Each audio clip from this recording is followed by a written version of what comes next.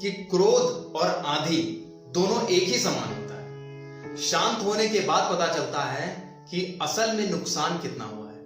Hi guys, मेरा नाम पीयूष है और मेरे चैनल एजुकेशन विद मोटिवेशन में आप लोगों का फिर से बहुत बहुत स्वागत है। आज की भी जो कहानी है वो गुस्से पे ही है, कैसे हम अपने गुस्से को कंट्रोल कर सकते हैं। तो कहानी शुरू करने से पहले जो लोग मेरे चैनल पे नए हैं वो प्लीज मेरे चैनल को सब्सक्राइब कर लीजिए, बेल आइकन को प्रेस कर लीजिए, जिससे YouTube पे मैं जब भी अपनी कोई नई वीडियो अपलोड करूं तो उसकी नोटिफिकेशन आपको मिलती रहे। और आप मुझे सोशल मीडिया प्लेटफॉर्म पे भी फॉलो कर सकते हैं, लिंक डिस्क्रिप्शन में है, आप जा करके उसे फॉलो कर सकते हैं। तो कहानी शुरू करने से पहले एक चीज और मैं आपको बता दूं कि मेरी जो कहानी है उसको सुनते रहिए, क्योंकि कहानियां आपको कुछ ना कुछ जरूर सिखाती हैं। तो बिना देर किए हुए आइए कहानी शुरू करते हैं। आज की कहानी जैसे मैंने पहले ही आपको बताया कि गुस्से पे आधारित है कि बहुत सारे इंसानों को गुस्सा बहुत जल्दी आता है।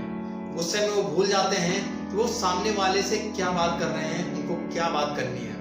कभी सामान तोड़ने लगते हैं, कभी माँ बाप को गाली देने लगते हैं। उनको समझ में नहीं आता कि वो अपने गुस्से को कैसे कंट्रोल करें, और ये भी समझ में नहीं आता कि इस गुस्से में सामने वाले के ऊपर क्या फर्क पड़ेगा, क्या असर पड़ेगा अगर हम कुछ गलत बोल देते हैं। तो इन्हीं सारी चीजों को इस कहानी में मैं आपको बताऊंगा कि कैसे आप अपने गुस्से को कंट्रोल कर सकते हैं, वो भी एक कहानी के माध्यम से। तो बिना देर के हुए आइए कहानी शुरू करते हैं। तो ये कहानी एक छोटे से बच्चे की है। उस बच्चे को भी बहुत गुस्सा आता है। बात बात पे उसको इतना गुस्सा आता है कि उसके हाथ में जो भी सामान होता है, जो भी चीजें उसको दिखाई देती हैं, वो उसको तोड़ देता है, अपने माँ बाप को उल्टा सीधा बोल देता है। उसको समझ में नहीं आता कि गुस्से में उससे सामने वाले से क्या बात करनी चाहिए, क्या बोलना चाहिए, किस चीज की लिमिट रखनी चाहिए।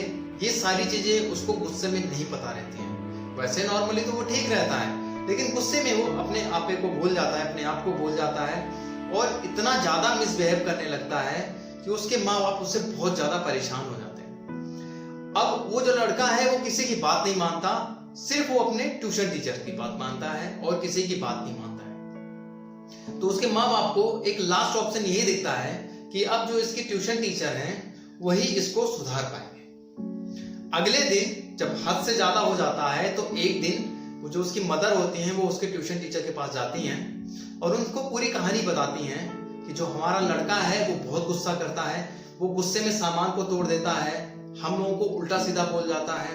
अगर हम उसको मारने की भी कोशिश करते हैं तो भी ये डर लगता है कि कहीं ये गुस्से में कोई गलत कदम ना उठा ले, इसलिए हम इसको मारते भी नहीं है। तो आप ही कोई रास्ता बताइए जिससे इसका जो गुस्सा है अभी कमी उम्र में कंट्रोल हो जाए, नहीं तो आगे चल करके ये बहुत बड़ा नुकसानदायक हो जाएगा।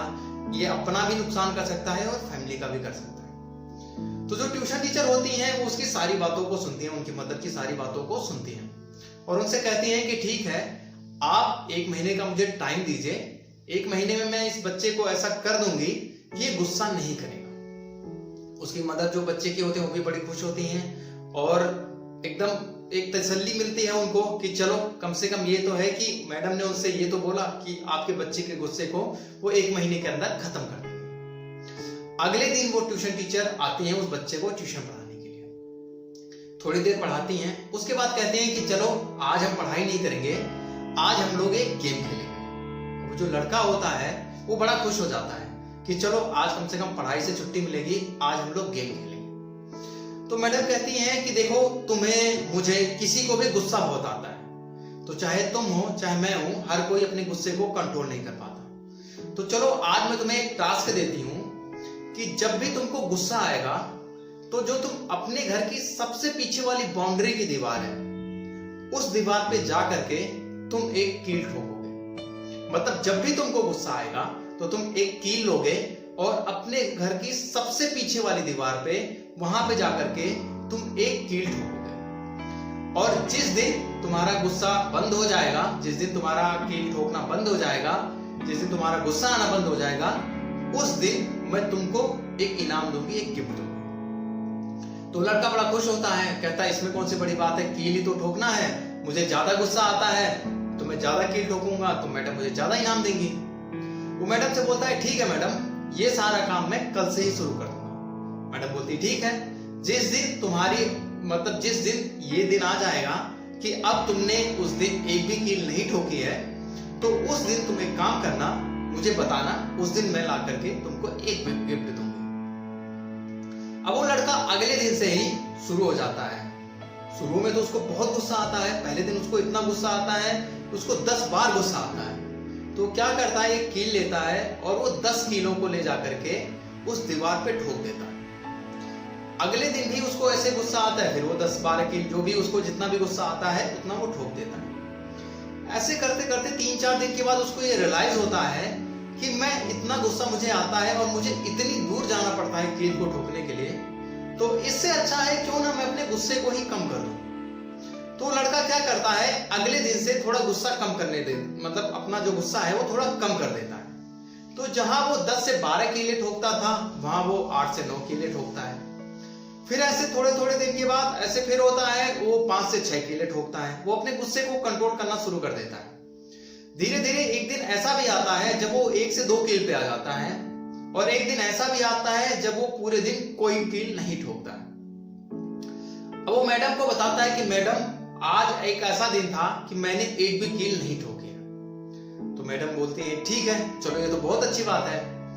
अब तुम एक काम करो, अब जैसे तुम्हें आज से गुस्सा आना बंद हो गया है, अब जिस जिस दिन तुमको गुस्सा नहीं आएगा, तुम एक काम करना, उन कीलों को उखाड़ते हुए चलना। जैसे सपोज करो कि तुमको कल गुस्सा नहीं आया, तो तुम कल एक कील उखाड़ देना। अगर तुमको परसों गुस्सा नहीं आएगा तो तुम परसों शाम तक, मतलब शाम तक तुम इंतजार करना। अगर शाम तक तुमको गुस्सा नहीं आता है तो परसों भी तुम एक कील उखाड़ देना।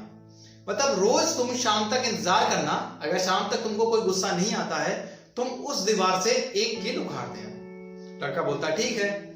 अगले दिन से वो लड़का वैसे अपने गुस्से को कंट्रोल कर लिया होता है कील ठोकते ठोकते ही, लेकिन अगले दिन से फिर वो अपने आप को नोटिस करता है और उसको गुस्सा नहीं आता है। फिर वो अगले दिन से हर शाम एक कील उखाड़ देता है, क्योंकि उसको गुस्सा नहीं आता है और मैडम ने बोल रखा होता है कि अगर शाम तक तुमको कोई गुस्सा नहीं आता है तो तुम एक कील उखाड़ देना।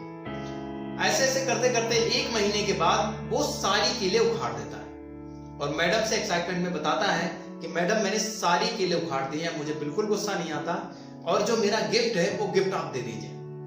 तो मैडम जाती हैं उस दीवार के पास चेक करने के लिए कि क्या सच में इसने सारी कीलें उखाड़ दी हैं। तो वहां जाकर के देखती हैं तो वाकई इसने सारी कीलें उखाड़ दी होती हैं। मैडम बड़ी खुश होती हैं और उसको एक बड़ा चॉकलेट का डब्बा देती है। वो लड़का भी बड़ा खुश हो जाता है।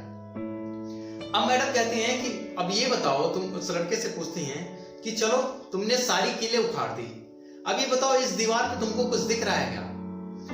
तो लड़का कहता है कि नहीं मैडम, तो मुझे कोई कील नहीं दिख रही है। तो फिर वो मैडम कहती हैं, चलो कील नहीं दिख रहा है, कोई बात नहीं, तुम्हें और कुछ दिख रहा है क्या? तो लड़का थोड़ा गौर से देखता है दीवार को, फिर कहता है कि हाँ मैम, मुझे वो जो मैंने कील ठोकी थी ना, उनके निशान अभी भी दिख रहे हैं। तो मैडम कहती हैं कि तुमने कील तो उखाड़ दी, लेकिन निशान तो रह गए। तो लड़का कहता है हाँ।